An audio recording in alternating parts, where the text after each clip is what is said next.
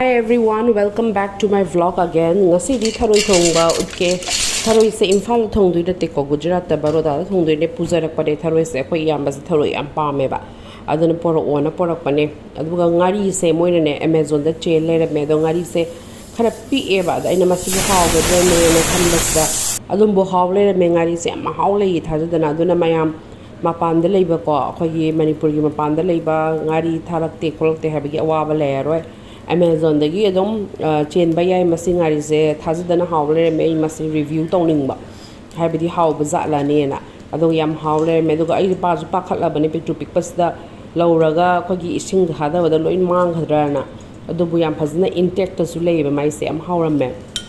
aduga aina ne khogi Gujarat sida kamaina kano to buse Tharoi Thongba se hawhan doi no se khan bas ngawra bani kai gina habida moigi sida thongba se hinjang se hoi moigi achapo kai kai budi am thumme khange adai ma panda charu bo am su loin thum tak adum tawe moi se moi gur gum ba hapani na haidi khogi chini angang bo gum se hape chini angau bo su hape ko adu bo yum da thong bas da su thungal la aba adai kai gino da tilho alu se loin thum le me khamena sin ma ga jam thum me ba ada aina mogi ising ju thumba bra kainom tawre ne ising je filter tarak ta ising ju hana aina mahaw yeng basda thum tak tawrama ba ising ji ju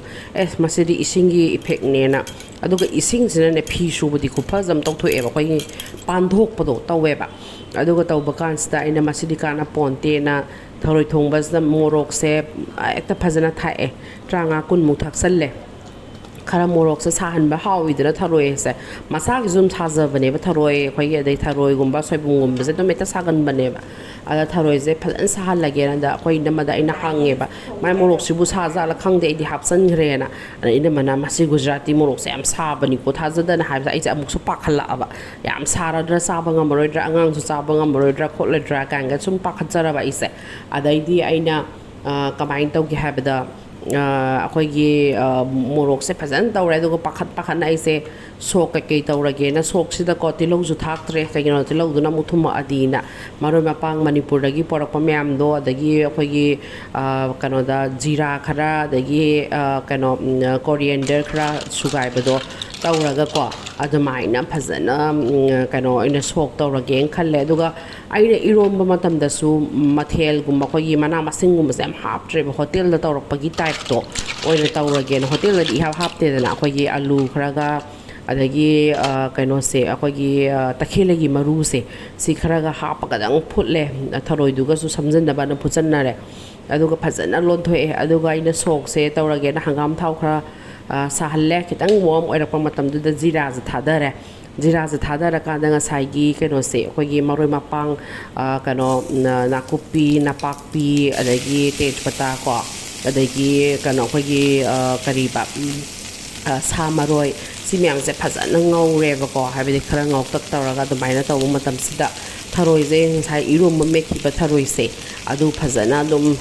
tawraga lole habidi hapsalla kan da phazana ma se khoi sawhalle brung sawhalla kan sida ngasagi loirak pagi tanja se haidi minute tara or tranga watli haiba matam sida so mo khoina mukthu bi se hapsan doine ba mukthu bi se ba seng bai Tharoi gi manam mana khoi lawri se loina dum khangni Tharoi yawda ban mi amde iro lo ba do mukthu bi thaw ba adum Tharoi manam nam ba ne ba khoina Tharoi manam hai se seng bai di mukthu bi manam ne ba se se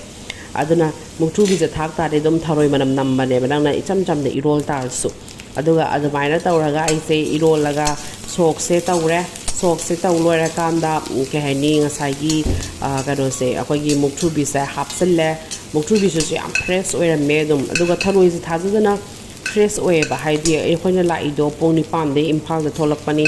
aduga khoina sida yaw matam da poni pa mung ta re ba dum 12 hours kum ba se Tharoi je hingam ne ba khajana khoina ising da tingba matam da Tharoi je chakhala abane ba haidi kano tawe ba hingam me ba fresh oira me ba aduna Tharoi je kari gum ma pan da pu gi haita de khoi pouch bag leidana haidi khoi vegetable gum ba hapai pouch bag to adugum ba da ba phazana happy raga dum pu ba ya adu natraga sune akhoi ma se phazana khara kang haidi ising ya hondabi ising ya hondraga na adum kind of plastic am da phazana yoma ga anira ahum la yoma pu ba da na kaim ta kai de bane ba Tharoi se adum khoi ju dum pui dili da kai da khoi na dum chacha Tharoi saning ta dum pui ba du bo ai di am pam ba di na te ꯍꯥꯏꯕꯗꯤ ꯑꯩꯗꯤ ꯍꯤꯟꯖꯥꯡ ꯅꯥꯄꯤꯁꯦ ꯀꯩꯝ ꯄꯨꯗꯦ ꯃꯄꯥꯟ ꯆꯠꯄꯁꯦ ꯑꯗꯨꯝ ꯍꯩꯅꯅ ꯑꯗꯨꯝ ꯃꯄꯥꯟꯒꯤꯗꯣ ꯑꯗꯨꯝ ꯂꯣꯏ ꯆꯥꯖꯩꯌꯦꯕ ꯀꯩꯝꯇ ꯑꯩꯉꯣꯟꯗ ꯃꯤꯁ ꯇꯧꯕ ꯈꯣꯠꯄ ꯂꯩꯇꯦ ꯍꯣꯏ ꯉꯥꯔꯤ ꯈꯔꯗꯤ ꯄꯨꯏ ꯀꯩꯅꯣ ꯀꯥꯡꯁꯣꯏꯒꯨꯝꯕ ꯆꯥꯅꯤꯡꯉꯛꯑꯗꯤ ꯈꯣꯠꯂꯛꯑꯗꯤ ꯑꯗꯨꯕꯨ ꯑꯩꯗꯤ ꯗꯦꯜꯂꯤꯒꯤ ꯀꯔꯤ ꯆꯥꯋꯜ ꯔꯥꯖꯃꯥ ꯆꯥꯋꯜꯗꯣ ꯑꯗꯨꯝ ꯍꯩꯅꯩꯌꯦꯕ ꯑꯗꯨꯅ ꯑꯗꯨꯅ ꯑꯣꯏꯅ ꯍꯦꯟꯅ ꯃꯤꯁ ꯇꯧꯋꯦꯕ ꯏꯝꯐꯥꯜꯗ ꯑꯩꯗꯤ ꯑꯗꯨꯅ ꯃꯁꯤꯒꯤ ꯊꯔꯣꯏ ꯊꯣꯡꯕꯁꯦ ꯌꯥꯝꯅ ꯍꯥꯎꯋꯦꯅ ꯃꯌꯥꯝ ꯆꯥꯅꯈ꯭ꯔꯦ ꯃꯣꯔꯣꯛꯀꯁꯨ ꯁꯥꯇꯛ ꯇꯧꯔꯦ ꯑꯗꯨꯒ ꯏꯁꯤꯡꯗꯨꯅ ꯑꯗꯨꯝ ꯕꯦꯂꯦꯟꯁ ꯑꯥꯎꯠ ꯇꯧꯈ꯭ರೆ ꯌꯥꯝ ꯁꯥꯕꯗꯨꯁꯨ ꯀꯩꯁꯨ ꯑꯣꯏꯗ꯭ꯔꯦ ꯆꯥ ꯉꯝꯗꯕꯒꯁꯨ ꯀꯩꯁꯨ ꯑꯣꯏꯗꯦꯕ ꯑꯗꯨꯝ ꯐꯖꯅ ꯆꯥꯔꯒ ꯍꯥꯏꯕꯗꯤ ꯐꯖꯅ ꯕꯦꯂꯦꯟꯁ ꯑꯥꯎꯠ ꯇꯧꯈ꯭ꯔꯕꯗꯣ ꯑꯗꯨꯅ ꯌꯥꯝꯅ ꯍꯥꯎꯈ꯭ꯔꯦ ꯅꯨꯃꯤꯠꯁꯦ ꯃꯌꯥꯝꯁꯦ ꯍꯥꯎꯋꯦ ꯍꯥꯎꯋꯦꯅ ꯆꯥꯅꯔꯦ ꯑꯗꯨꯒ ꯊꯔꯣꯏꯗꯨꯁꯨ ꯆꯨꯞꯄ ꯃꯇꯝꯗ ꯐꯖꯅ ꯊꯣꯛꯂꯛꯑꯦ ꯑꯗꯣ ꯊꯔꯣꯏ ꯊꯣꯡꯕꯁꯦ ꯄꯥꯐꯣꯔꯒꯨꯝꯕ ꯑꯗꯒꯤ ꯃꯪꯒꯜꯒꯨꯝꯕꯒꯗꯤ ꯌꯥꯝ ꯆꯥꯅꯩꯗꯅ ꯑꯗꯣ ꯑꯩꯈꯣꯏꯅ ꯄꯥꯐꯣꯔꯁꯦ ꯆꯥꯃꯟꯗꯅ ꯕꯣꯔꯥ ꯑꯣꯏꯅ ꯍꯧꯔꯁꯤ ꯅꯥꯀꯨꯞꯄꯤ ꯕꯣꯔꯥ ꯈꯔ ꯈꯥꯃꯦꯟ ꯕꯣꯔꯥ ꯈꯔ ꯑꯗꯨꯃꯥꯏꯅ ꯍꯧꯔꯒ ꯊꯔꯣꯏꯁꯤꯒ ꯆꯥꯅꯅꯕꯅ ꯑꯗꯨꯝ ꯁꯤꯜꯂꯒ ꯅꯨꯃꯤꯠꯇꯣ ꯆꯥꯖꯈ꯭ꯔꯦ ꯑꯗꯨꯅ ꯌꯥꯝꯅ ꯍꯥꯎꯔꯝꯃꯦ ꯃꯌꯥꯝꯁꯨ ꯑꯩꯒꯤ ꯚꯤꯗꯤꯑꯣꯁꯦ ꯌꯦꯡꯕꯤꯕꯒꯤꯗꯃꯛꯇ ꯊꯥꯒꯠꯆꯔꯤ ꯑꯗꯨꯒ ꯃꯌꯥꯝꯁꯨ ꯀꯣꯃꯦꯟ ꯐꯤꯗꯕꯦꯛ ꯄꯤꯕꯤꯔꯝꯃꯣ ꯁꯨꯝ ꯃꯁꯤꯒꯤ ꯚꯤꯗꯤꯑꯣꯁꯦ ꯑꯩꯅ ꯄꯥꯝꯃꯨꯗꯅ ꯑꯗꯨꯝ ꯍꯥꯄꯛꯄꯅꯦꯀꯣ ꯃꯌꯥꯝ ꯁꯨꯝ ꯇꯧꯅꯤꯡꯕ ꯂꯩꯔꯝ ꯇꯥꯁꯨꯅ ꯑꯗꯨꯕꯨ ꯃꯁꯤꯒꯤ ꯑꯩꯈꯣꯏꯅ ꯀꯩ ꯍꯥꯏꯅꯤ ꯍꯣꯇꯦꯜꯒꯤ ꯇꯥꯏꯞꯇ ꯇꯧꯕꯁꯦ ꯑꯩꯅꯅꯦ ꯁꯣꯛ ꯇꯧꯕ ꯃꯇꯝꯗ ꯉꯥꯔꯤꯁꯨ ꯈꯔꯗꯤ ꯍꯥꯞꯄꯦ ꯉꯥꯔꯤ ꯍꯥꯞꯄꯁꯦ ꯌꯥꯝ ꯍꯥꯎꯕꯅꯦꯕ ꯁꯣꯛ ꯇꯧꯕꯗ ꯑꯗꯨꯒ ꯉꯁꯥꯏ ꯃꯨꯛꯇꯛ ꯇꯧꯕꯗꯨꯁꯨ ꯇꯥꯕꯅꯦꯕ ꯑꯗꯨꯅ ꯑꯗꯨꯝ ꯍꯥꯞꯄꯤꯌꯣ ꯃꯌꯥꯝꯁꯨ ꯑꯗꯨꯒ ꯃꯣꯔꯣꯛ ꯊꯨꯝ ꯐꯖꯅ ꯆꯞ ꯆꯥꯔꯗꯤ ꯑꯗꯨꯝ ꯍꯥꯎꯕꯅꯦ thank you so much everyone for washing